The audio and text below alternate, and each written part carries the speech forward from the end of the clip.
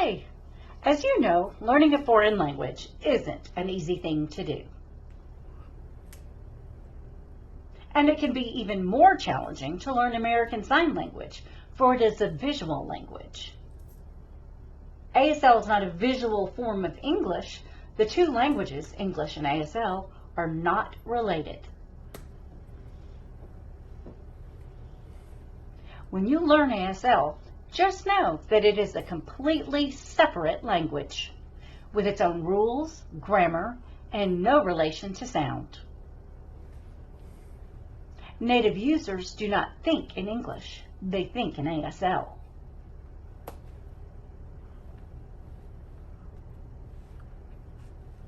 Now, let me throw in some tips meant to nurture your ability to become fluent in American Sign Language. The first step, the most important one, is to find your dominant hand, just like with writing, eating, and playing sports.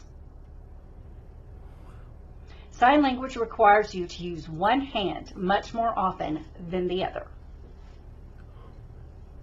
To make things less confusing for your deaf friends, be sure you pick one dominant hand and stick to it, rather than switching things up in the middle of a conversation. This is one of the most important keys to your ASL studies and skills. Now, let's talk about how you can learn American Sign Language. To reiterate, find your dominant hand first before you move forward with signing skills.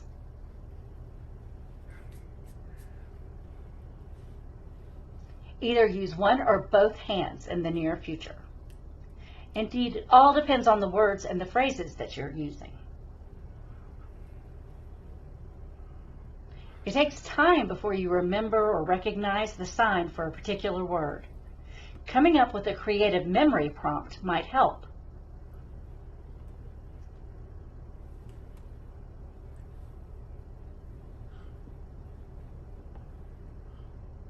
This is called the mnemonic technique.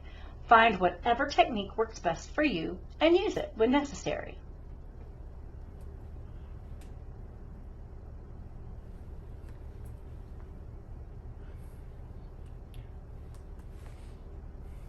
Yes, you will need to understand how to use manual fingerspelling. Yes, sign language includes a sign for each letter, which is helpful when it comes to saying proper names or trying to say a word for which you do not know the sign. Practice your fingerspelling often, yes, often, and do it in front of a mirror so you can be sure it looks clear.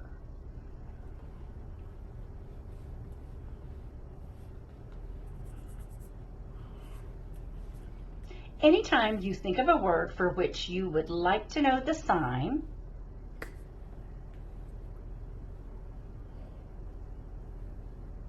you ought to look it up as soon as possible so that you do not forget to do so.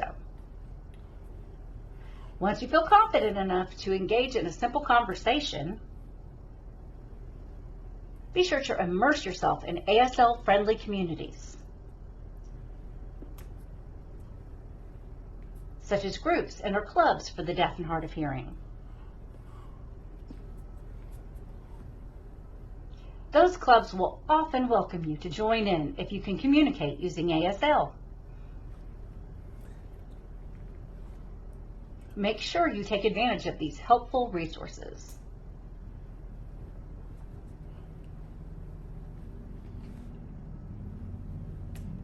Of course, ASL is like any other language. Your skill level correlates with your environment,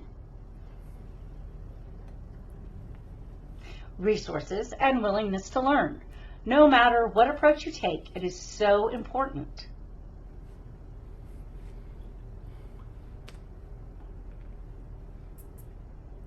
that you invest your time in practice, and again, practice.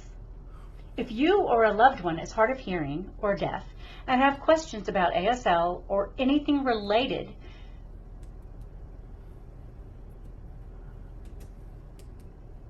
to hearing loss or hearing aids, don't hesitate to contact us at info@bridgesfordeafandhh.org.